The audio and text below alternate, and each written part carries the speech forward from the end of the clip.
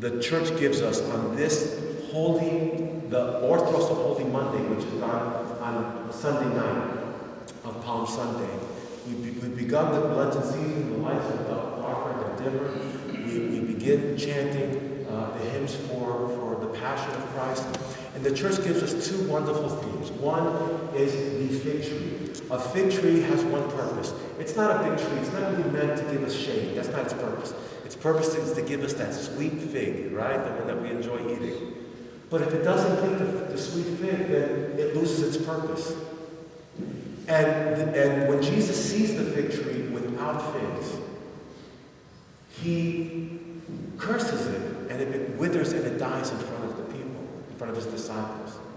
And he gave this to us as an example to say, you are beautiful, you are gifted.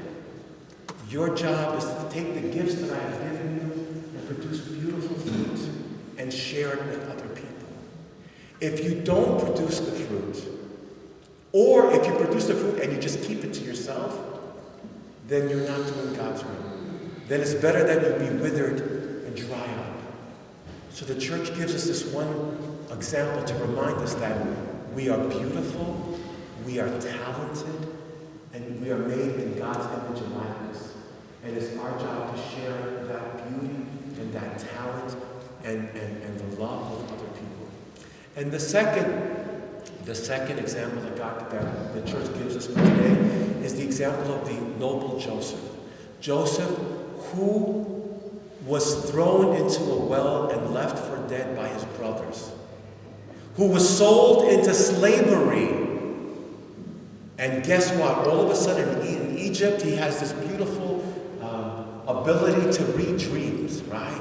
And the Pharaoh had this dream of 7 skinny cows eating 7 fat cows.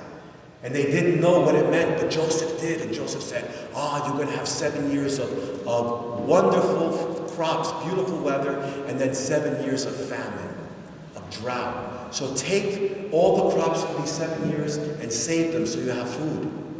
And guess what happened? His brothers were starving 7 years later, and they went. Now Joseph, who was in prison because he was able to interpret the dream, is now the Pharaoh's prime minister, his right-hand man. And he had the authority, when his brothers came, to kill them all because they deserved to be dead. That's what any human being would say. You left me for dead. Now I have the power to get justice and revenge. I should do it. But Joseph didn't. And he said to his brothers, it's me. They didn't recognize him at first. Come and live here in Egypt with me. We have plenty to eat. And Joseph is a foreshadowing of Jesus. Because the same way Jesus could have had all the people who betrayed him and who tortured him and who arrested him, he could have had them all killed in a second. But he says to his father, forgive them, for they know not what they do. He had mercy on them. And so Joseph is like a little foreshadowing of Jesus, a little Jesus, that he forgave them. So the question is, do we forgive other people who hurt us? Yes or no? Do we hold on to resentment?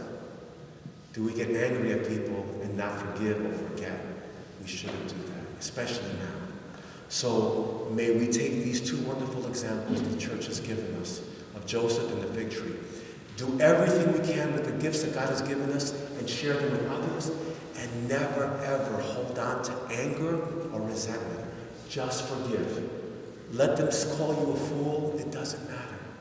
Better for you to be a fool for Christ and be in heaven forever than hold on to resentment and end up in hell forever. We don't want that. Let it go. Love everybody and forgive, and God will have a wonderful reward for you. May God bless you and keep you. Dios te bendiga. El alma de con la felicito por tanto, tus padres más llanos, tus cosas dedicadas. Okay?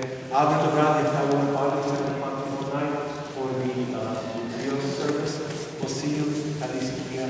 Thank you.